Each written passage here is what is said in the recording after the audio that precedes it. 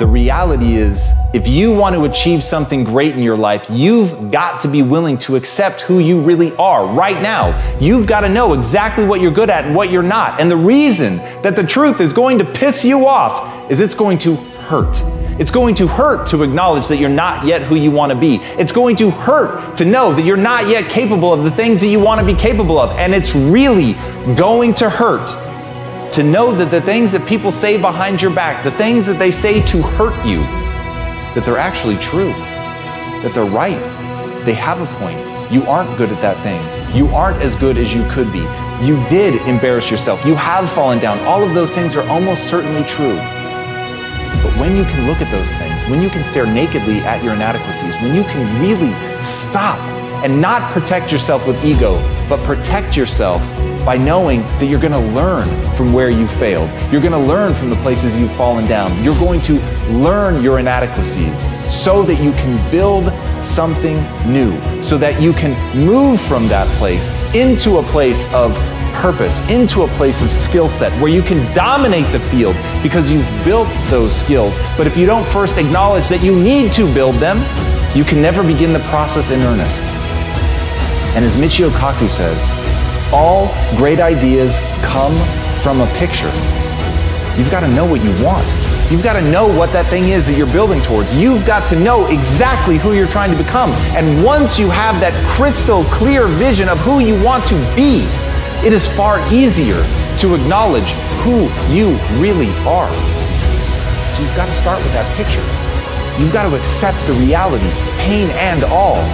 You've got to have that picture. You've got to know where you're going. You've got to know what the skills are that you need to build in order to get there. And once you do that, once you have that picture, and that picture is your obsession, it's the thing that you think about, you dream about, you put it up on your wall, you tattoo it in your mind, you know exactly who you're trying to become. If you do that, if you're honest with yourself about where you are, and you know exactly where you want to go, you can go anywhere. As Kendrick Lamar said, it was always me versus the world until I found it's me versus me. I think that's where most of us start. We think that there's something outside that we're struggling against. We think that literally the world is against us and we're raging against something, but we don't even know what that thing is that we're raging against. And as you fight and try to make your way, and as you try to accomplish something incredible, you find that you're not making any headway. And that moment that you finally begin to break through and build something extraordinary, in that moment, the realization is that it was always you trying to figure out how to become the best version of yourself. And once you grasp that, once you let the noise die away, once you stop worrying about what other people think, what other people want, what other people have accomplished, what other people have, once you let go of all of that and ask one simple question, how extraordinary can I become? What am I capable of?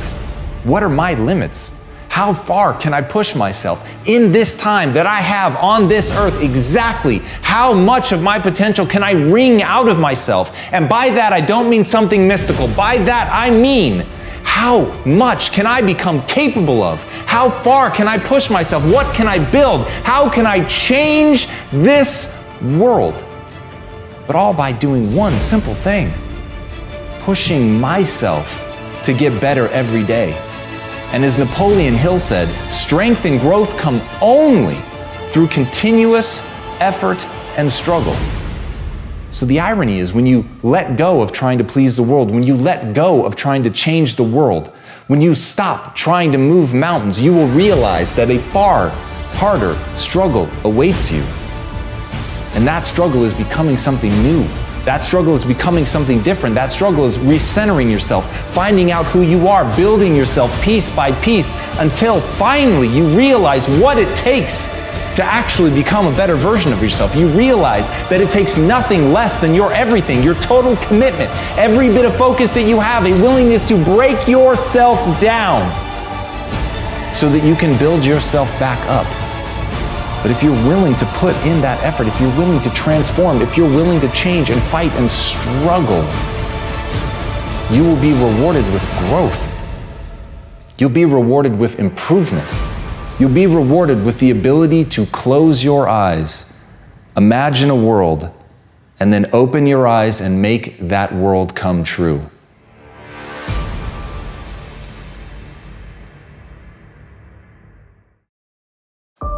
As Maya Angelou said, if you don't like something, change it. If you can't change it, change your attitude. That's some of the best advice you're ever going to hear. At the end of the day, you should always be trying to change the things that you have the ability to change.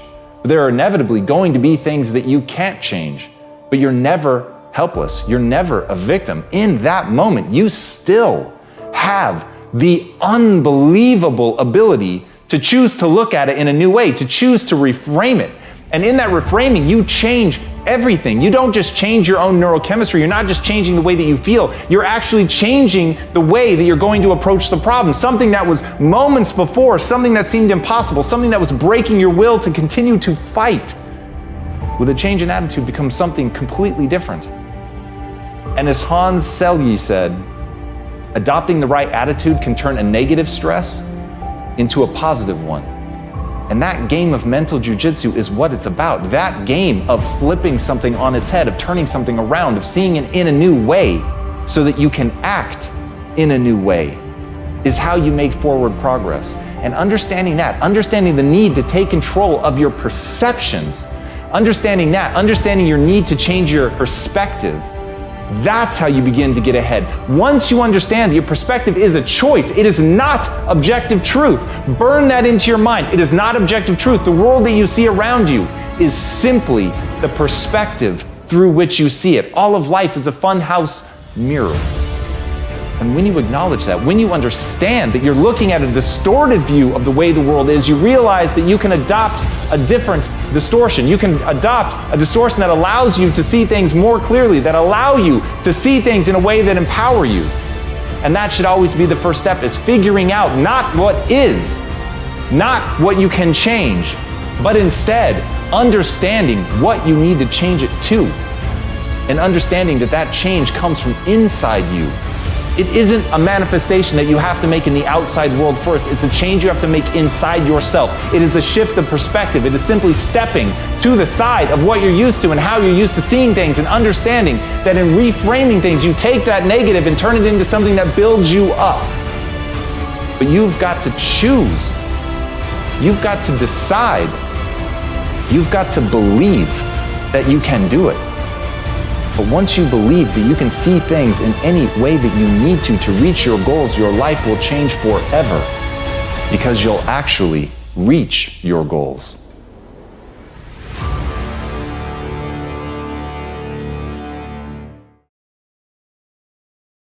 As Martin Luther said, even if I knew that tomorrow the world would go to pieces, I would still plant my apple tree.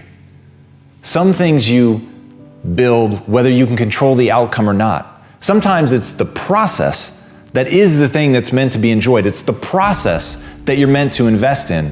And rather than always thinking about the goal, the outcome, or what you're going to get out of something, focus on the something. Focus on the part of it that you can control, because you can't always control the outcome. You can't know what's going to happen tomorrow. Tomorrow's not guaranteed to any of us, and yet we all act. And yet we create momentum in our lives when we're at our best. But we do that not because we can control every aspect. We do that because we accept that there are things that we cannot control. And as Steve Maraboli said, incredible change happens in your life when you decide to take control of what you do have power over, instead of craving control over what you don't. And that's where a lot of people get lost. They focus not on what they have in their hands, they focus instead on the things that they can't control. It irritates them, it frustrates them, it's like a splinter in their mind. They can't stop thinking about the things that they don't have control over. And they're blinded to the incredible wealth that is around them, of things that they could enjoy right here, right now. That's why gratitude is such an empowering practice, to sit there and not think of the glorious things may await you in your future, but rather to think about the things that you have here in this moment. Oxygen in your lungs, a simple breeze on your face, a window in your house, someone that you love, someone that loves you. Nothing that costs money, nothing that was the pot of gold at the end of a glorious rainbow. It's not even about becoming something extraordinary and waiting for the results of that. It's simply understanding that the one thing you can control are your actions today, the choices that you make, what you get to do, how you think about yourself, the beliefs you choose to bring into your life. Those things you control. And when you understand the power in acknowledging that control and taking control and using it, that's when your life is going to begin to change. But first, you have to divorce yourself from being obsessively interested only in an outcome. If instead you build your self-esteem, you build your pride on pursuit. You build your pride on allowing yourself to care about something so deeply that even though tomorrow is not guaranteed, that you're going to plant your apple tree today, that you're going to love that process because it is the thing that you can control. You can control how you show up. You can control how you play. You cannot control how other people react. You cannot control what they think about you. But you can control what you think about yourself. You can earn credibility with yourself. You can control what you do. And when you take full ownership of that and realize that your life is an exact reflection of your choices, of the things that you could control and what you did with them, then everything begins to change. You're not looking to blame somebody else. You're not even worried about anybody else. You're just asking one simple question. What can I do right now, regardless of tomorrow, to improve my life today? Focus there, and you'll enjoy every day of your life.